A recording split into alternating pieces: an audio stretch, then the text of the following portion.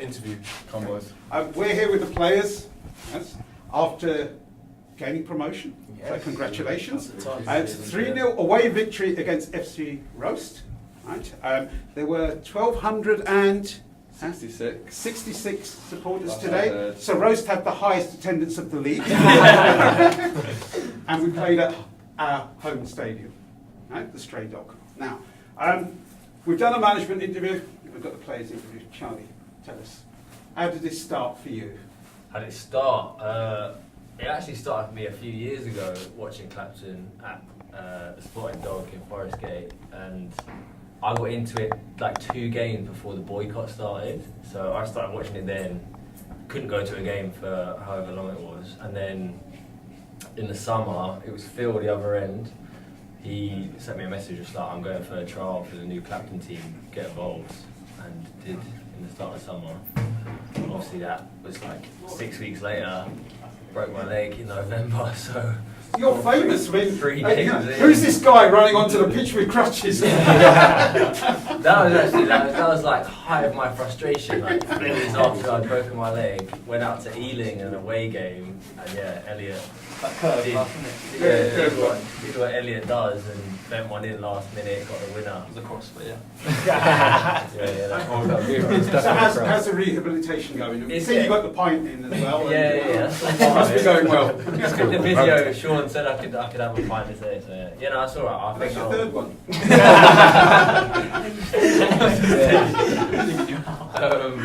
Yeah, it's getting there. I'll be ready for the next season. I'll be ready. Jake. Yeah. You joined halfway through the season? Yeah, November I think. Yeah. I joined. Yeah. Where had you been? I mean.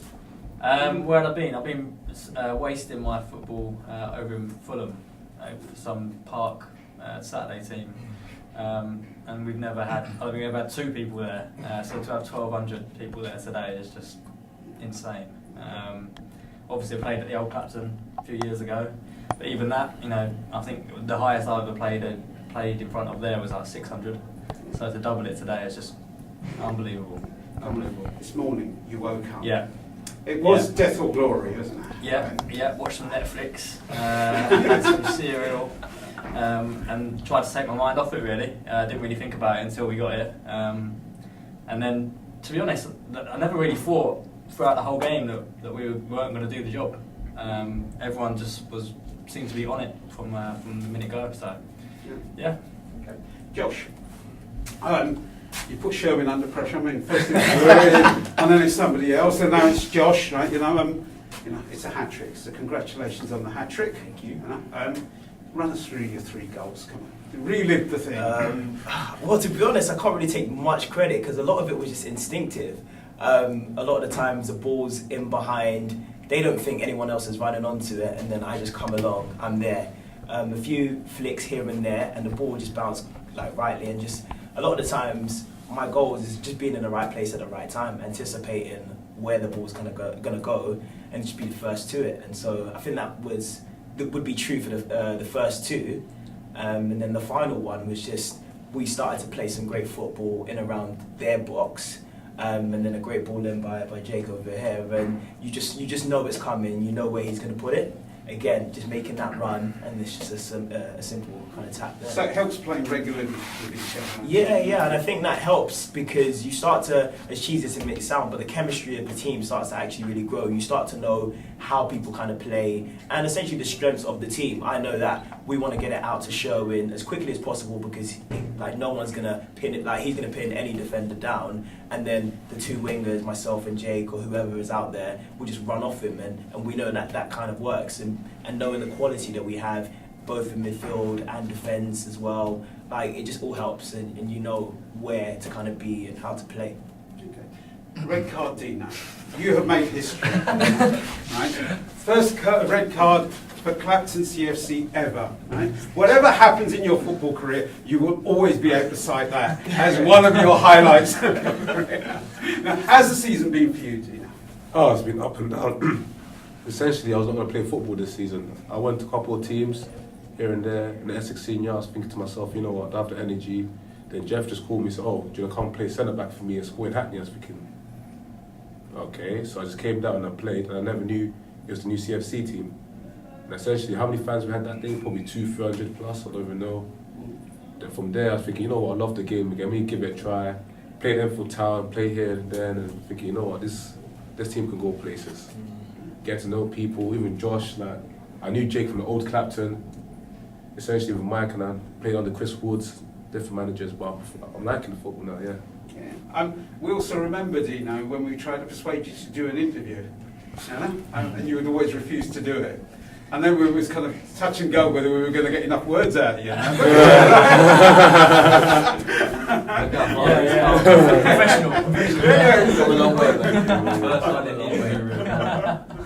Phil, you brought Charlie along. How did you find out about Clapton, and what has it meant for you to be in the squad and also to play for the team? So I had a similar passage into Clapton as Charlie. I went to the game. I know they boycotted it, but they had the derby game against I think it was Stratford or Hackney Wick. I think that was 2 years ago. I'd never seen anything like it. It was unbelievable. And then they did all the cheering at the end, and then just knowing that non-league amateur football could be like that. And then that was it really. And then I think it was just before the semi-final with England, Sweden, and then me and Liam had just finished a charity tournament.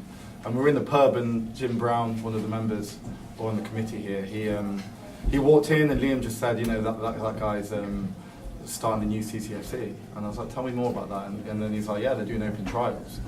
And he wasn't sure if he was going to go. I certainly didn't think that I'd get involved, but I was like, well, let's go down. And then we told Dan.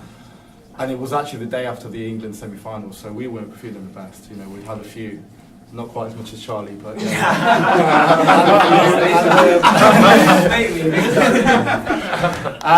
Charlie's 4 pints, I know. Yeah, 4 pints. And then we went to the trials, and then just kept working hard, and people started filtering in, and then just the quality grew and grew and grew.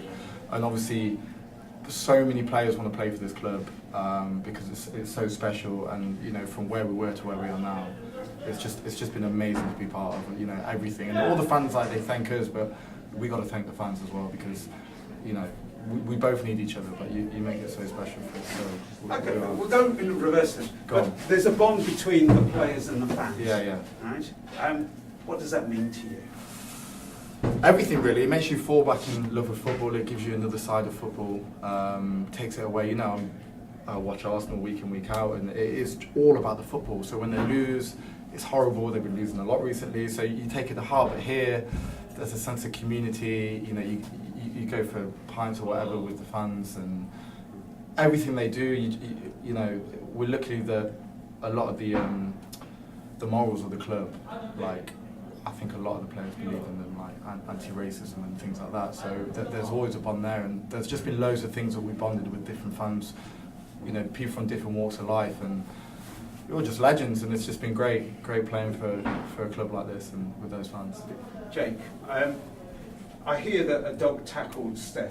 Yeah, that did happen. Right? Yeah. Yes, it did happen. Yeah. And put him on the floor. Yeah. You've got a message for Steph. You know, I thought he was playing well up to that point, and then afterwards his head was gone a little bit. He was like trying to get the dog a card thing at some point. Yeah, he played well, that dog. That's a good tackle. Sign him up. So. And a minor pitch invasion by 2-year-olds who happened to have fallen off their chair and were finding their way back. Did you? I didn't see that. It was right next to you, on the left wing. Clearly. Are you sure that was in Chem? Yeah, 2 hours labs came on. No difference, we're bigger than Chem or smaller than Chem. Do you reckon it was him? It's Chem probably, yeah. Labs, yeah, they came on to the substitution. Yeah, you didn't notice him come on. You noticed the difference. Go with Charlie. In terms of kind of the values of the club, you clearly knew something about the club and how the club has now developed. Obviously injury has prevented you from playing, but you've seen, and you've been standing with us throughout the whole season. Yeah. What does it mean, and the values of the club? So, to be boring, go back to that first game I ever saw. That was International Women's Day, whatever year it was, like kind of 2016 or whatever. And at half-time in that game, they got the kind of 5, 6, 7 or so women who were in the crowds, came out to the front, got all the men to sit down, and they led a chant for the whole of the half-time. And I was like, right, this is cool. like these are a good bunch of people. It's kind of like all about inclusivity and like, you know, celebrating diversity and stuff like that. And some of the events we've had down at this club this year, like the Stonewall game and stuff like that about LGBT rights, I think inclusivity in football has been a problem for a long time, way before my time and all that, and like still is, and like we should be honest about that.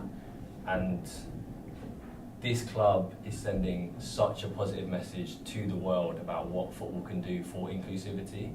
And so even if I didn't play, and obviously this season I've been out for most of the season, but even if I didn't play for this club, I would be here every week anyway. So, Dino, come on, it's a long history with Clapton.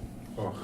And how have things changed for you as a player, and also seeing the kind of club grow around you? I remember when I played at Clapton, 2013 or 14, we probably had 3 or 4 people. You had the chairman with the chicken and chips. Then I remember the next season, I don't know what happened, suddenly you see people coming to watch. I remember towards the end, I remember we played against Takely at home, and I saw at least 50 to 60 people. So what's going on? From 3 or 4 people, you're seeing a stand of people shouting, thinking, wow. Then the following season, when Clapton finished the highest finish in years, finishing 10th, I remember against FC Romania, we had like probably 400 or 500 people. I'm thinking, what's going on with this club? What's going on? Like, I remember 3 or 4 people walking a dog along the pitch, yeah, to like 600 people. What, 3 dogs were walking one person? That's 1 person with 3 dogs, yeah. It's just crazy, like, the club's growing. Like, the club's always been special to me. And I always appreciate Clapton, regardless. Clapton's in my heart. And as a player, I feel I've grown a lot, because I remember I'll have my moments this season with the red card, the penalties, but I know next season I'll come back as a better player. There'll be more clean sheets. You'll see a different Dino from June. So Let's go. you're gonna see. You talk about Virgil, but you see a different level centre Come Big claim, big claim. Get ready for next season. Yeah.